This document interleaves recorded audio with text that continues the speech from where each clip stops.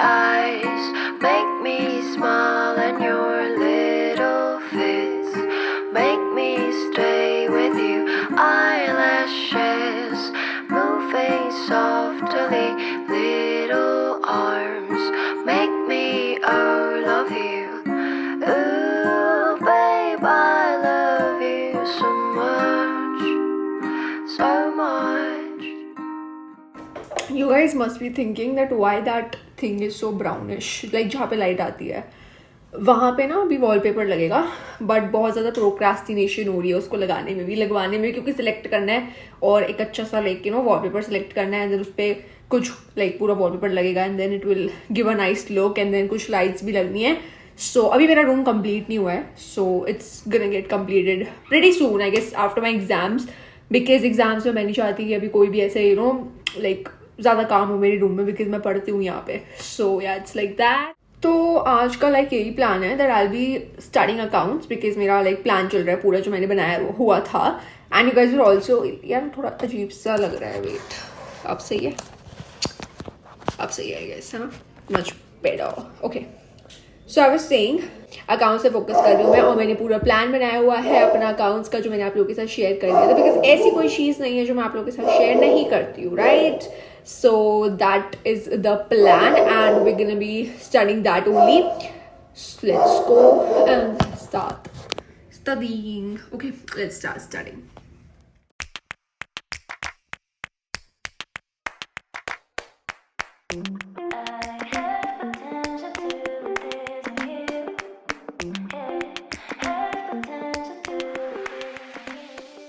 तो यार before moving further in the video I would love to tell you guys about one amazing thing कि Physics Wallah का commerce वाला लेके आया क्लास 11th एंड 12th के लिए अमेजिंग बैचेस जो आपकी क्लास 11th और 12th दोनों क्लासेस को स्मूदर बनाएगी करे. तो अब फिजिक्स वाला का कॉमर्स वाला लेके आ चुका है amazing teachers with amazing batches जो आपको पढ़ाएंगे accountancy, maths, economics and business studies, जो कि ये चारों ही बहुत इंपॉर्टेंट सब्जेक्ट्स है आप लोगों के लिए. बट उससे पहले फिजिक्स वाला बनाने जा रहा है अपना 4th विश्वास दिवस, तो आपको मिलेंगे बहुत सारे डिस्काउंट्स, ऑफर्स वगैरह, एंड आपको हर एक बैचेस पे 63% तक का ऑफ मिलेगा. भाई इससे ज्यादा अच्छी बात और कोई हो सकती है. तो now I will be telling you guys different features of different batches and आपको कौन सा लेना चाहिए वो भी बताऊंगी. तो अगर आप क्लास 12th में आ चुके हो या फिर आने वाले हो तो उनके लिए फोकस करना एंड स्मार्ट स्टडी स्ट्रैटेजीज होना बहुत इंपॉर्टेंट है. तो उसके लिए आप कौन से बैच ले सकते हो? परिश्रम 2025 एंड परिश्रम प्रो 2025. और अगर आप क्लास 11 में आने वाले हो तो आप सब्जेक्ट्स के लिए कॉन्सेप्ट क्लियर करना बहुत इंपॉर्टेंट है, बिकॉज ऑब्वियसली उससे ही आपकी फाउंडेशन स्ट्रॉन्ग होती है. तो उसके लिए आप उदय प्रो 2026 कॉमर्स बैच ले सकते हो या फिर उदय 2026 कॉमर्स बैच ले सकते हो. इन बैचेस में आपको क्या क्या मिलेगा? लाइव एंड रिकॉर्डेड क्लासेस मिलेगी with unlimited views, weekly assessment होगा आपका, 24/7 डाउट सॉल्विंग होगी, मेंटोरशिप मिलेगी, पीडब्ल्यू की एक्सपर्ट फैकल्टी से हार्ड कॉपी मिलेगी आपको हर सब्जेक्ट की, एंड आपको नोट्स भी मिलेंगे. एंड अगर आपको एक साथ लेना है क्लास 11th एंड 12th के लिए तो आप उदय 11th कॉमर्स बैच ले सकते हो प्लस कौतल्या बैच ले सकते हो कॉमर्स के लिए. अब अगर आप सीयूईटी देने वाले हो तो उसके लिए भी आप प्रवेश सीयूईटी कॉमर्स फास्ट ट्रैक 2025 ले सकते हो. इसमें आपको लाइव एंड रिकॉर्डेड लेक्चर्स मिलेंगे, डीपीपीएस मिलेंगे, एमसीक्यू की प्रैक्टिस होगी, 24/7 डाउट सॉल्विंग, एंड आपको नोट्स मिलेंगे पीडीएफ की फॉर्म में. So you can definitely buy these batches. And अगर आप लोगों को और एडिशनल डिस्काउंट चाहिए अपने बैचेस वगैरह पे तो you guys can use my coupon code जो मैंने स्क्रीन पे लिख दिया है, एंड इस कूपन कोड से आपको एडिशनल डिस्काउंट मिलने वाला है. So you guys can go and enrol right now. Description में लिंक दे दिया है मैंने. एंड या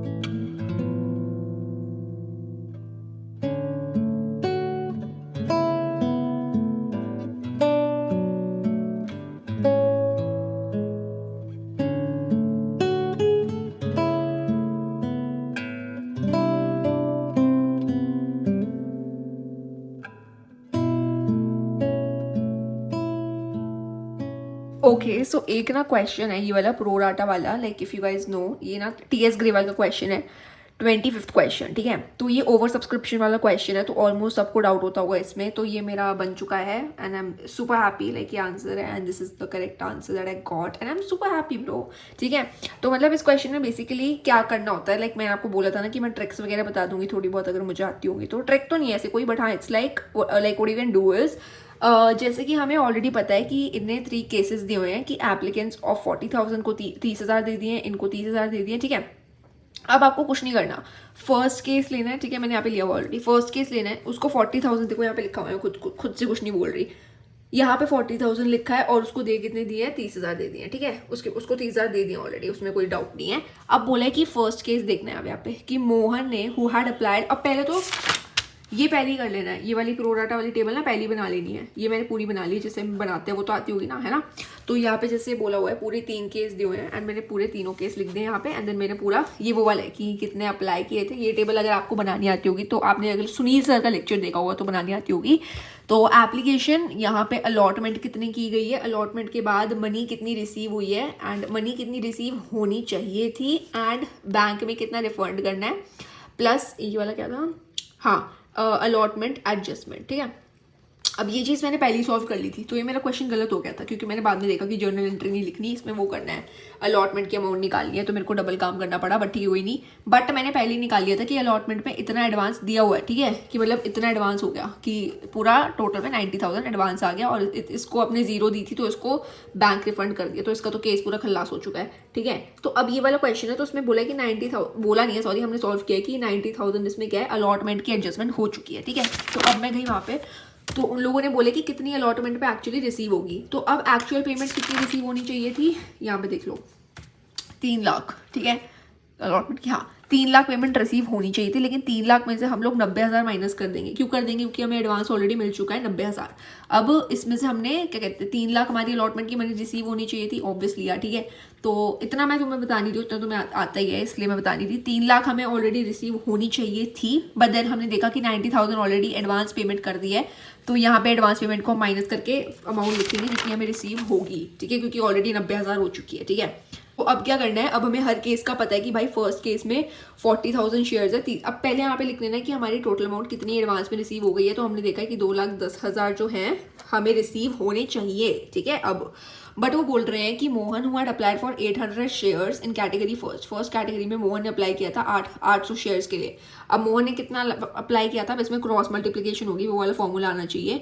तो फर्स्ट केस में ये था, तो यहाँ पे लिख देना 800 जितने के लिए उसने अप्लाई किया था, अब उसको क्रॉस मल्टीप्लाई कर देना, फिर यहाँ पे लाइक ये वाली डिजिट आ जाएगी, ठीक है, जो भी यहाँ पे अमाउंट होगी ये आ जाएगी निकल के, ठीक है। सेम हमें सोहन के साथ करना है, फिर हमें बिल्कुल एक्जैक्टली वैसे ही करना है जैसे हमने किया था, उसकी एप्लीकेशन अमाउंट से उसको मल्टीप्लाई करना है, फिर हमारे पास ये आ जाएगा कि उसने उनकी भी 600 एडवांस गई हुई है और 1200 एडवांस गई हुई है, क्योंकि इस क्वेश्चन में वो बोल रहे हैं कि उसने अलॉटमेंट की बिल्कुल भी अमाउंट नहीं दी है, बट उन लोगों ने दी है, इतनी अमाउंट दे दी है। अब यहाँ पे आना है, ठीक है, रफ एरिया बनाना है और लिखना है कि मोहन को और सोहन को कितने कितने शेयर्स मिले थे, ठीक है। अब उसको अलॉटमेंट की मनी निकालनी है, क्योंकि हमें ये निकालना है कि अलॉटमेंट कितनी टोटल आई है, ठीक है। तो हमने देखा कि मोहन ने ऑलरेडी भाई क्या कहते हैं 600 रुपये दे दिए हैं, ठीक है, यू कांट से, क्योंकि यहाँ पे लिखा हुआ है 600 रुपये मोहन ने ऑलरेडी एडवांस दे दिए हैं अलॉटमेंट में, ठीक है।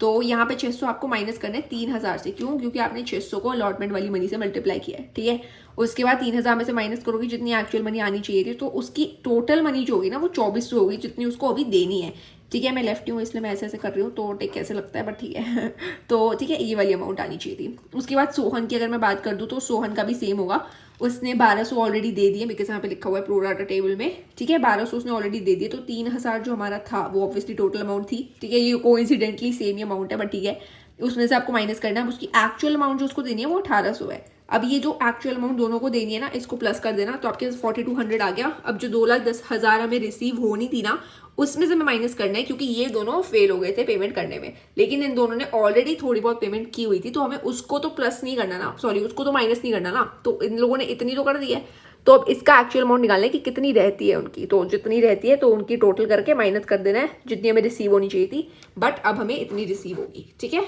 आई जस्ट होप समझ आ गया होगा यार, मैंने बहुत ट्राई किया, ठीक है। सो या